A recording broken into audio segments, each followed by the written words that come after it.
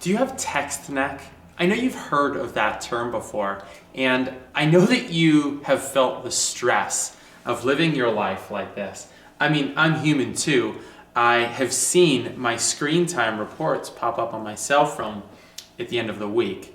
Now, this stuff, we ain't getting away from it, and I know that you know that. Our lives are lived through these tablets and through these cell phones. So we're not getting away with it. So let's get over it. However, if we don't adapt the way that we're using these things, we're going to be suffering some very serious consequences. And of course, the obvious is that when we're like this all day, we're going to develop neck pain.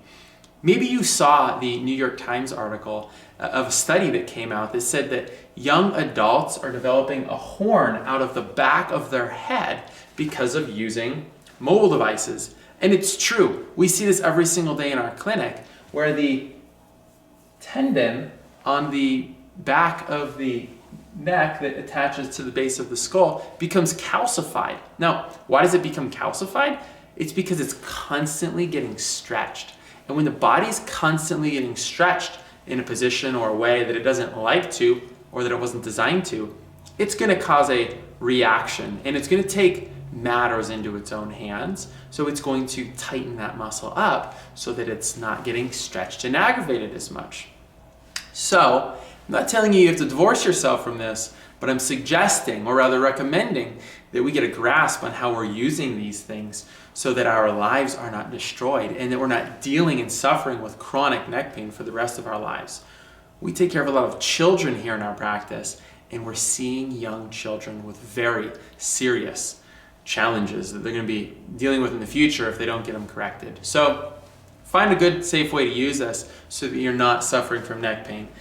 And I tell people, hold it up in front of your face when you're using it. And I know this looks strange when people say, Doc, you don't do that. And the answer is yes, I do, and you ought to as well. Or when you're lying down in bed at night, if you're using this in bed, think about your position as you're using it. It's creating a lot of stress on your spine. And it's probably one of the major indicators of neck pain in your life.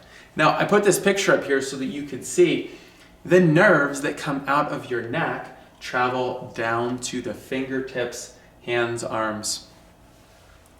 If you've ever felt tingling or numbness going down into your arm or hand or fingers, the likelihood that it's coming from irritated nerves in your neck is really, really high. If you're spending the majority of your day like this with the text neck, once again, I know you've heard that before, and you're dealing and suffering from tight muscles in your neck, or this constant chronic stress back there, headaches, migraines, or numbness and tingling down into your hands and fingertips, it's probably coming from this guy. So adapt the way that you're using your technology so that it doesn't take over your life and destroy your health. And we're here for you at Pangea Chiropractic.